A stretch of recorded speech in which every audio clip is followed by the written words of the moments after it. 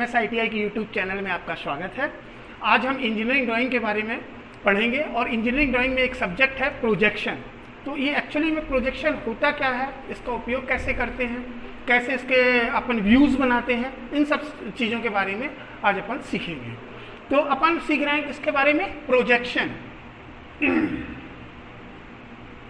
Projection तो अब जैसे नाम से ही पता चलता है अपन को कि ये प्रोजेक्शन क्या चीज़ है। प्रोजेक्शन को हिंदी में बोला जाता है प्रक्षेप। प्रक्षेप मतलब किसी की छाया, किसी चीज़ की छाया। कोई मतलब छाया कैसे बनती है, जैसे जो चीज़ जिस तरीके की होगी उसी तरीके की उसकी छाया बनेगी, है। कोई लंबी चीज़ होगी उसकी छाया लंबी बनेगी, कोई चौड़ी चीज़ होगी उसकी छाया चौड़ी बनेगी। मतलब छाया को देख करके हम ये अनुमान लगा सकते हैं कि जो चीज़ वास्तव में है वो वास्तविक कैसी दिखती होगी। तो इसी तरीके से इंजीनियरिंग ड्राइंग में हमारे प्रोजेक्शन एक टॉपिक होता है जिसके थ्रू जो कोई भी ऑब्जेक्ट हो तो उस ऑब्जेक्ट के हम प्रोजेक्शंस बनाते हैं और उन प्रोजेक्शन के थ्रू हमको ये पता चलता है कि जो मेन ऑब्जेक्ट है हमारा वो एक्चुअल में कैसा दिखता है, कितना लंबा है, चौड़ा है, उसकी हाइट कितनी है, विड्थ कितनी है, लेंथ कितनी है। ये सारी चीज़ें हमको उसके प्रोजेक्शन देख के समझ में आती हैं। तो बेसिकली जो प्रोजेक्शन होता है वो दो प्रकार का होता है। नंबर एक जो होता है उसको हम बोलते हैं पिक्टोरियल प्रोजेक्शन। तो जो ये पिक्टोरियल प्रोजेक्शन होता है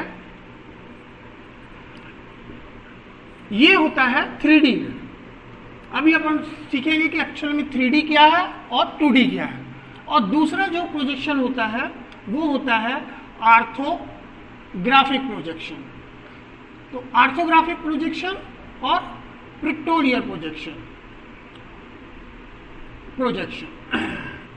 सबसे पहले पिक्टोरियल प्रोजेक्शन। पिक्टोरियल प्रोजेक्शन जो होता है वो 3D में रहता है, मतलब इसकी तीनों डायमेंशंस हमें दिखाई देती हैं। तो तीनों डायमेंशंस क्या क्या, जैसे किसी भी चीज़ की बेसिक 3 डायमेंशंस होती हैं, उसकी लेंथ, उसकी विड्थ और उसकी हाइट, मतलब उसकी लंबाई, चौड़ाई और ऊंचाई। तो अगर किसी व्यू में हमको किसी चीज़ की उसकी लंबाई, चौड़ाई और ऊंचाई तीनों चीज़ें दिखाई दे रही हैं तो इसका मतलब है ये जो व्यू है ये 3D व्यू है, ये पिक्टोरियल व्यू है। तो फर्स्ट होता है पिक्टोरियल व्यू और दूसरा रहता है ऑर्थोग्राफिक प्रोजेक्शन। तो हमारी ITI की जो ड्राइंग है उसके हिसाब से हमें जो बेसिकली पढ़ना है वो ऑर्थोग्राफिक प्रोजेक्शन के बारे में पढ़ना है और ये जानना है कि एक्चुअल में होता क्या है। जो ऑर्थोग्राफिक प्रोजेक्शन होता है ये 2D रहता है। अब 2D मतलब D फॉर डायमेंशन, मतलब इसमें केवल अपन को 2 ही डायमेंशन दिखाई देंगी। जैसे मैंने बोला किसी चीज़ की 3 मेन डायमेंशन होती हैं, उसकी लंबाई, चौड़ाई और ऊंचाई। तो जब हम इसके ऑर्थोग्राफिक प्रोजेक्शन बनाएंगे तो इसमें हमें सिर्फ 2 चीजें दिखेंगी, या तो उसकी लंबाई और चौड़ाई दिखेगी, या उसकी लंबाई और ऊंचाई दिखेगी, या उसकी ऊंचाई और चौड़ाई दिखेगी। तो सिर्फ अगर 2 ही डायमेंशन दिख रही हैं इसका मतलब है वो उसका ऑर्थोग्राफिक प्रोजेक्शन है। तो हमारे ITI में हमें क्या होगा कि एक पिक्टोरियल व्यू दिया रहेगा, जिसको पिक्टोरियल व्यू जो होते हैं वो भी 3 प्रकार के होते हैं, वो भी अपन देख लेते हैं क्या क्या होता है। नंबर 1 जो होता है अपना होता है आइसोमेट्रिक। तो ये जो आइसोमेट्रिक होता है और दूसरा होता है ऑब्लिक और तीसरा होता है पर्सपेक्टिव। ठीक है। तो ITI में एक्चुअल में हम करते क्या है कि हमें एक आइसोमेट्रिक व्यू दिया रहता है और उस आइसोमेट्रिक व्यू को देख करके हमको उसका ऑर्थोग्राफिक व्यू बनाना पड़ता है। तो ये जो आइसोमेट्रिक है ये व्यू कैसा होगा, जैसा कि हमने जाना कि ये 3D रहेगा। इसका मतलब है हमें इसकी तीनों डायमेंशंस दिखाई देंगी, इसकी लंबाई, चौड़ाई और ऊंचाई तीनों दिखेंगी। तो एक आइसोमेट्रिक व्यू बना हुआ होगा और उस व्यू को देख करके हम उसके ऑर्थोग्राफिक व्यू बनाएंगे कि एक्चुअल में इसके प्रोजेक्शंस क्या क्या बन रहे हैं। अब जो ये ऑर्थोग्राफिक प्रोजेक्शन होता है इस पर हमको मेन कंसंट्रेशन करना है, क्योंकि हमारे ITI के कोर्स के हिसाब से जो ड्राइंग में है मेन हमें ऑर्थोग्राफिक प्रोजेक्शन बनाना सीखना है।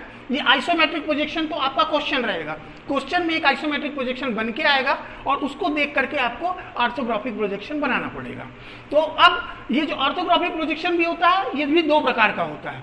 कौन कौन सा होता है? नंबर 1 जो होता है ये होता है फर्स्ट एंगल प्रोजेक्शन। तो जो ये फर्स्ट एंगल प्रोजेक्शन और नंबर दूसरा होता है थर्ड एंगल प्रोजेक्शन।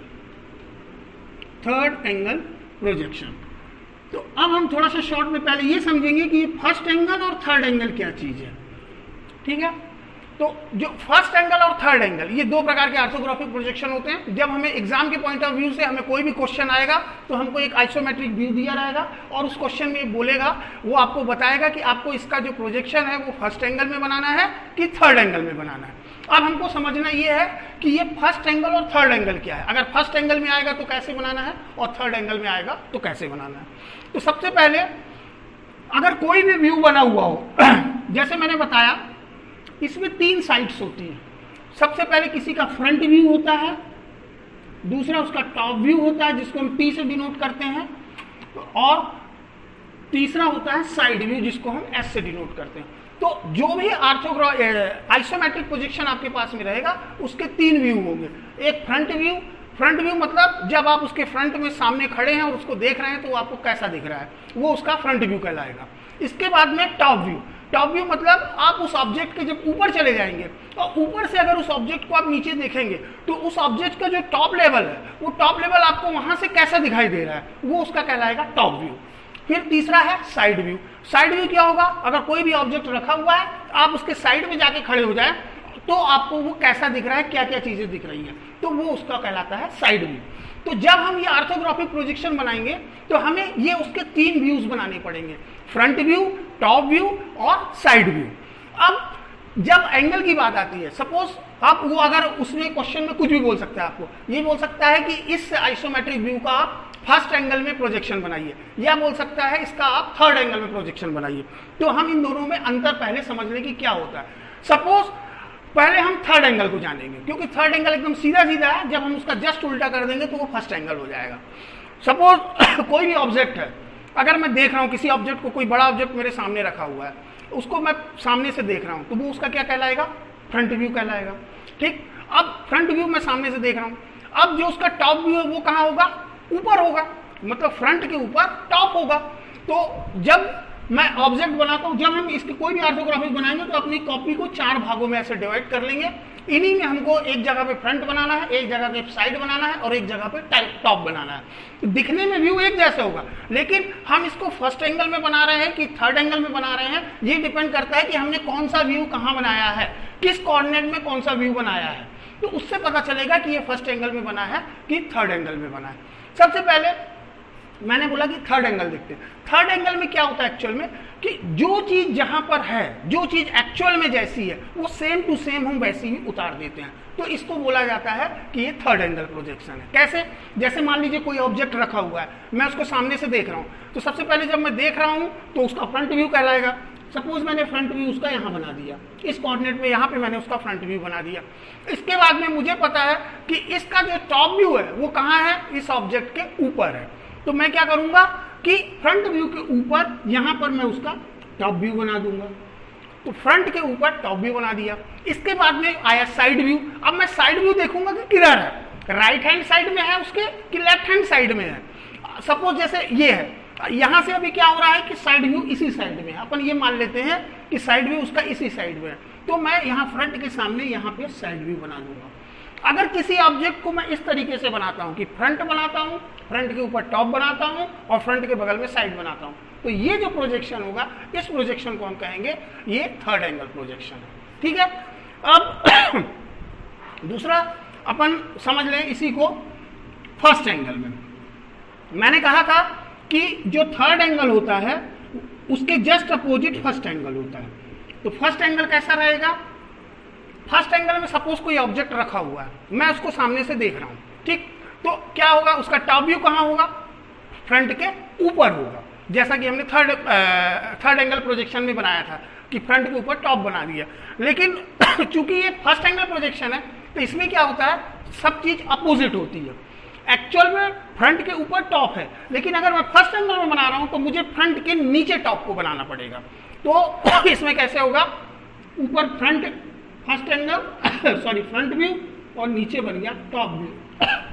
अब जैसे उसमें साइड व्यू को मैंने साइड में बनाया था तो वो साइड व्यू उधर था, मतलब राइट हैंड साइड पे था, तो इसलिए मैंने उसको राइट हैंड साइड में बना दिया।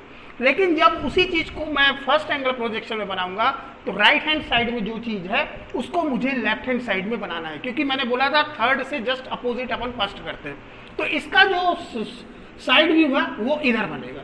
तो ये कहलाएगा आपका फर्स्ट एंगल और इसी को अपन इसके पहले जो अपन ने किया था सेम व्यू सेम है। थर्ड एंगल जो अपन ने कैसे बनाया था, फ्रंट बनाया, फ्रंट के ऊपर टॉप बनाया और यहाँ पे साइड बना दिया। तो ये था अपना थर्ड एंगल प्रोजेक्शन। ये हो गया थर्ड एंगल। दोनों में अंतर समझ लीजिए कि फर्स्ट एंगल में जो टॉप व्यू होगा वो हमेशा फ्रंट के नीचे रहेगा, थर्ड एंगल में टॉप व्यू जो होगा हमेशा फ्रंट के ऊपर रहेगा, सबसे पहली चीज। दूसरी इंपॉर्टेंट चीज कि थर्ड एंगल में साइड व्यू जिस साइड में है, अभी अपन यहां ये मान के चल रहे हैं कि वो राइट साइड में ही है, तो वो हमने राइट साइड में ही साइड व्यू बनाया। और फर्स्ट एंगल में अगर वो राइट साइड में है तो उसको हमें लेफ्ट साइड में बनाना है, क्योंकि हम क्या करते हैं, फर्स्ट एंगल जो होता है वो थर्ड एंगल का अपोजिट होता है। ये हो गया फर्स्ट एंगल और थर्ड एंगल, तो इन दोनों में डिफरेंस हो गया। अब हम नेक्स्ट वीडियो से क्या करेंगे, अब एक एक ऑब्जेक्ट उठाएंगे, एक आइसोमेट्रिक व्यू उठाएंगे और उसके फिर हम आर्थोग्राफिक बनाएंगे, उसका फ्रंट बनाएंगे, टॉप बनाएंगे और फिर साइड बनाएंगे। तो उससे आपको ये आइडिया लगेगा कि एक्चुअल में ये फ्रंट, साइड और टॉप व्यू अपन बनाते कैसे हैं। तो एक एक करके पहले अपन सिंपल ऑब्जेक्ट उठाएंगे, फिर थोड़े से उससे टफ वाले उठाएंगे। तो ऐसे लगातार करके हम कम से कम 8-10 ऑब्जेक्ट के जब व्यू बना लेंगे, फ्रंट, साइड और टॉप, तो आपको पूरा आइडिया लग जाएगा कि इसका ऐसे ऐसे बनाया जाता है और इस तरीके से किया जाता है। तो ईडी की क्लास में आप इसी वीडियो में कंटिन्यू करेंगे अपन नेक्स्ट उससे। आपको अगर ये वीडियो पसंद आया हो तो इसको आप सब्सक्राइब करिए और बेल आइकन दबाइए, और नेक्स्ट वीडियो मेरा जल्दी ही आएगा, उसको आप नेक्स्ट वीडियो को देखिएगा। Thank you.